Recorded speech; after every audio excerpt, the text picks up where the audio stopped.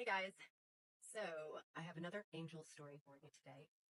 This one takes place in 2004, and I had wrecked my cars, and my mother graciously gave me her 1984 Fleetwood Cadillac Brougham.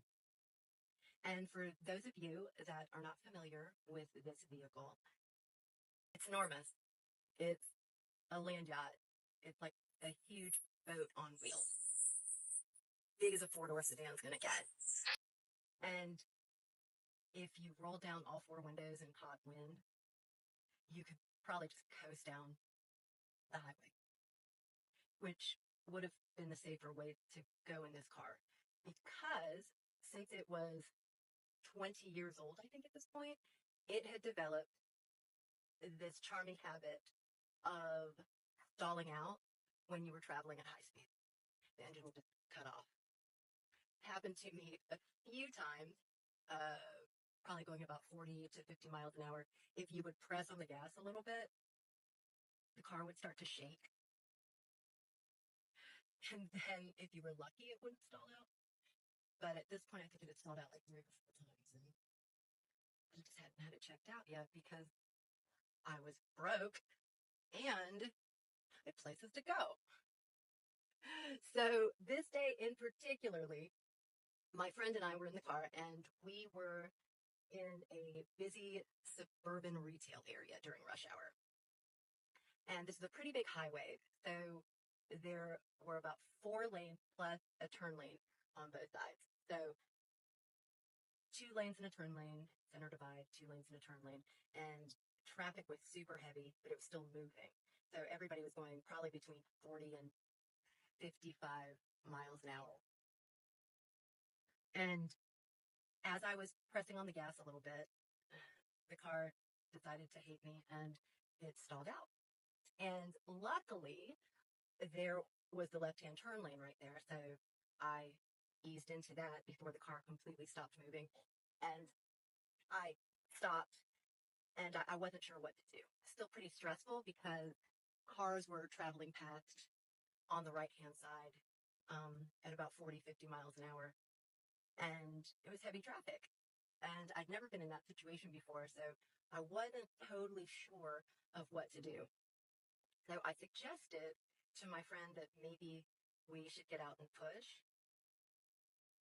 And he quickly shit on that idea. And he was right, because I think if we even attempted to open the door, it would have gotten knocked off. People were just driving so close and so fast. So I was feeling pretty helpless. And strangely enough, this incident took place, I think, just a couple weeks after the Angel Porta Potty story. So for those of you who haven't seen that story, you can find that Angel story on my profile also. But that day, in my intense need to urinate, I had looked up at the sky and begged for God's help. So I think I just defaulted this particular day right back to that, desperate prayer. So I said out loud, "Oh God, please help me. I don't know what to do."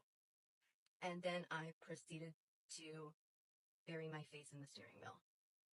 But the second I did that, I get a tap on the driver's side window. And like I said, this is not a pedestrian area.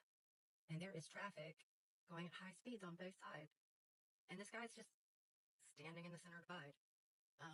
But I wasn't really thinking that moment. I started to roll down my window, and before I even got the window down about 6 inches, the man spoke first, and he said, "Engine flooded?"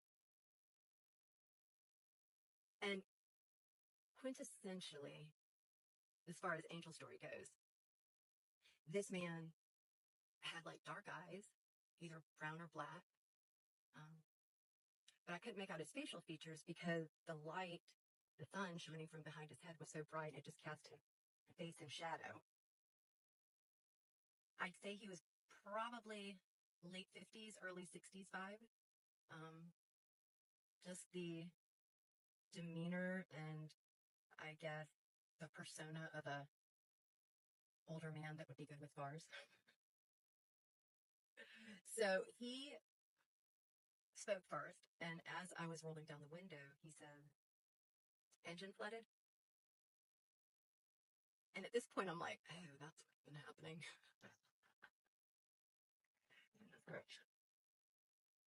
Ooh, so I think my angels are going to slap me if I get to heaven.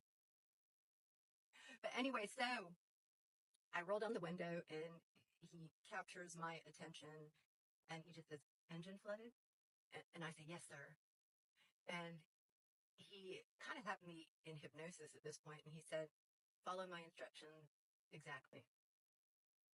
And he proceeded to tell me to put the key in the ignition and turn it, and to step on the gas pedal halfway down and count to 8. I think he said 8. And after I did that, he said, go ahead and try to start the car. And it started immediately. And I said, thank you very quickly. And we were still kind of in a hurried, stressful situation. So I quickly merged back into traffic. And when I did, I checked my rear view, I checked my side view, and I even turned my head. And this man that had been standing in the center divide with rush hour traffic at high speeds on both sides was no longer in the center divide. So unless I just didn't see him dart out into traffic or if he just disappeared.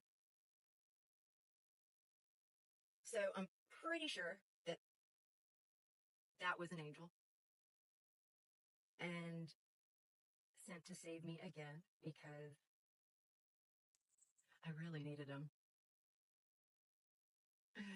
Just seems like I really needed help. But you live and you learn, and hopefully you grow. And strangely enough, I have another angel story that happened probably not long after that, which is my most involved yet. That one I think actually includes parallel dimensions too.